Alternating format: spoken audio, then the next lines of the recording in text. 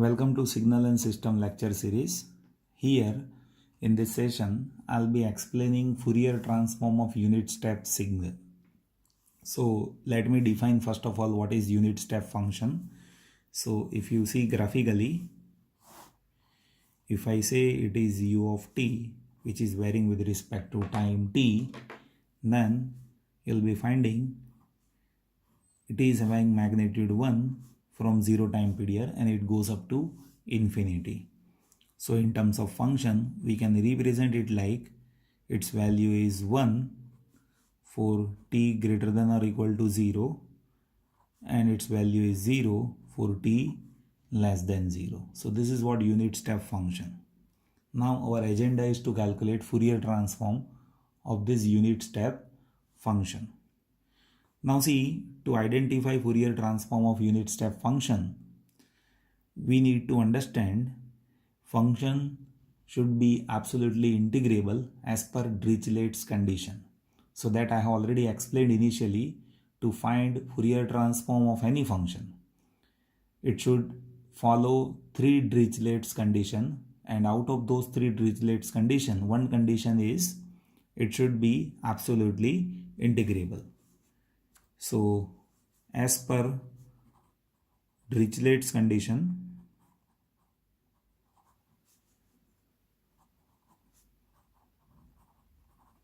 function should be absolutely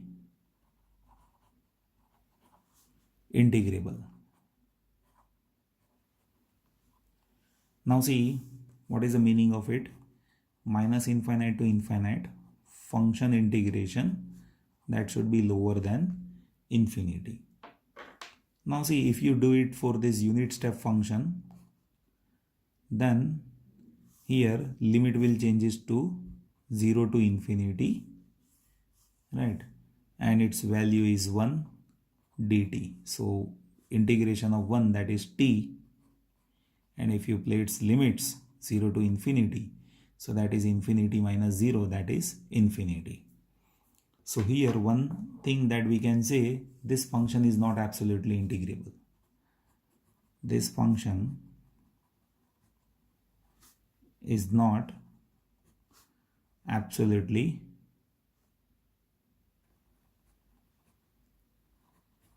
integrable. So directly we cannot have Fourier transform of unit step function. So what we can do it to have Fourier transform of unit step function. So for that we need to do little adjustment. Like see, if I consider function x of t that as cos of omega 0 t into u of t, and where if I say omega tends to 0, so what will happen? This cos omega 0, that will get 1. So if this is 1, then this x of t will get to u of t. So ultimately here one thing that we can say, directly we cannot find Fourier transform of unit step function. So all we will be doing is, we will be calculating Fourier transform of cos of omega 0 t u of t, where omega 0 tends to 0, and if you place that omega tends to 0 in this Fourier transform, we can have Fourier transform of u of t. So this is this adjustment that we are doing over here to have Fourier transform. So let me mention here, if omega 0 tends to 0, then function cos of omega 0 t into u of t will be unit step function, and then we can calculate Fourier transform of unit step. So how to identify that? So for that we have some basic ready-made formula for cos u of t Fourier transform and sin u of t Fourier transform. So see, Fourier transform of cos omega t ut, omega 0 t if I say, then omega 0 t ut, you will be finding it is pi by 2 into delta of omega plus omega 0 plus delta of omega minus omega 0 plus j omega divided by omega 0 square minus omega square. And we should even remember Fourier transform formula of sin omega 0 t ut. So let me mention that even here. X of omega Fourier transform of sin omega 0 t ut. So that is pi by 2 into del of omega plus omega 0 minus del of omega minus omega 0 plus omega 0 divided by omega 0 square minus omega square. So these are the formulas that we need to remember. So here what I will be doing is I will directly consider this Fourier transform formula, and where I will apply this limit omega 0 tends to 0, and that will be Fourier transform of unit step signal. So this is what the condition that I will be considering to have unit step Fourier transform. So now we can say Fourier transform, that is x of omega.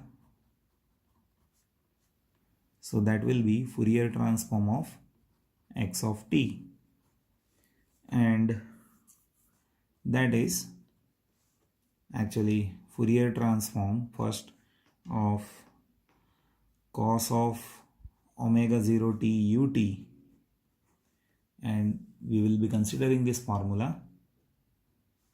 So that is this, and for unit step signal we need to consider limit omega 0 tends to 0 del of omega pi by 2 into del of omega plus omega 0 plus del of omega minus omega 0 plus j omega divided by omega 0 square minus omega square.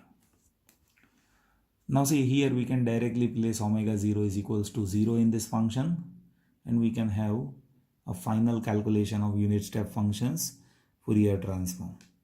So if I place omega 0 is equals to 0 in this, then you will be finding it is pi by 2 into del of omega plus omega 0, that will be omega, plus omega minus omega 0, that is even omega, plus j omega divided by minus omega square. Now let us further simplify this.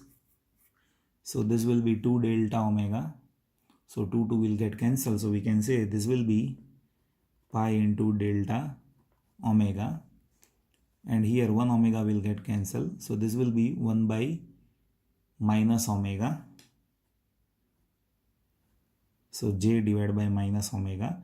Now see, j is equals to minus 1 by j. So I can even simplify this further as pi delta omega plus 1 by j omega. So this is Fourier transform of unit step function. So in some examples we need to consider this formula directly. Here I have derived how this formula is coming. So there are some ready-made formula which we need to remember for shortcut in some competitive examination. So this is what the basic formula of Fourier transform of unit step function. I hope that you have understood this. You can give your valuable suggestions. Definitely based on it in future I'll make videos which will ensure all those queries to be solved here on my channel. And in next session I'll be discussing Fourier transform of some standard signal. So that session is so important in Fourier transform, and that session will gives you understanding about how we can use Fourier transform in some examples. So I'll be explaining what is the Fourier transform of some standard signals. And in previous of my sessions you can see I have calculated Fourier transform of some standard signals and some other standard signals formula that we need to remember. So that I'll be discussing in next session. Thank you so much for watching this video.